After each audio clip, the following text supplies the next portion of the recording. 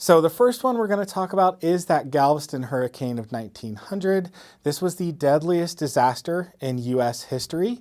The official death toll is about 8,000, but there are estimates that well over 12,000 deaths can be blamed on this storm. This was in an era before radar and airplanes that fly into hurricanes. So there wasn't a lot of preparation or warning for the city before this storm hit. It was basically, they woke up one morning and all of a sudden, wham, there's a hurricane. Based on today's metrics and how we calculate storm intensity, estimates are that it would have been a Category 4, so a fairly high category storm.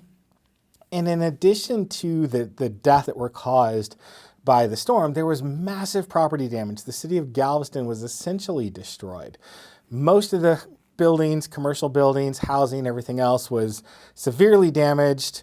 And what that contributed to was actually the decline of Galveston. Prior to the storm of 1900, it was, if not the primary city in Texas, one of the primary cities in Texas, and certainly the busiest port.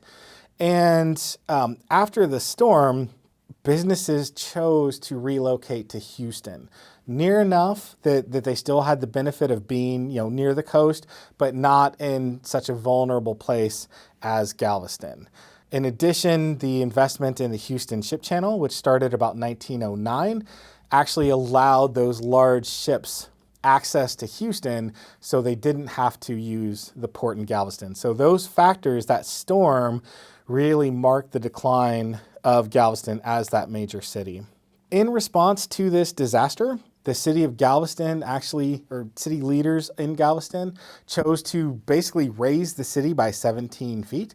So they literally cleared off the rubble from the storm, brought in sand and other materials to raise the level of the city. They put pilings in place and brought the level of the city up 17 feet because the storm surge from the 1900 storm was about 15 feet. So they thought, well, we'll do 17 feet. That'll give us a couple feet space and we'll be okay. They also built a 10-mile seawall that helped to protect the city. And these efforts were successful. There was a major storm again in 1915, which caused minimal damage because the city had been raised and that seawall was effective in mitigating the damage from that 1915 storm. But since then, over the last 20 years or so, storms have gotten more intense, and we've actually seen with Hurricane Ike in 2008 caused extensive damage across the city of Houston, and then 2015, Harvey was another storm that caused significant damage. So it's an example of how cities have responded in the past and how some of those responses, like seawalls and other infrastructure-focused projects, can be effective, but aren't always the total solution that may be needed in terms of the changing threats from coastal hazards.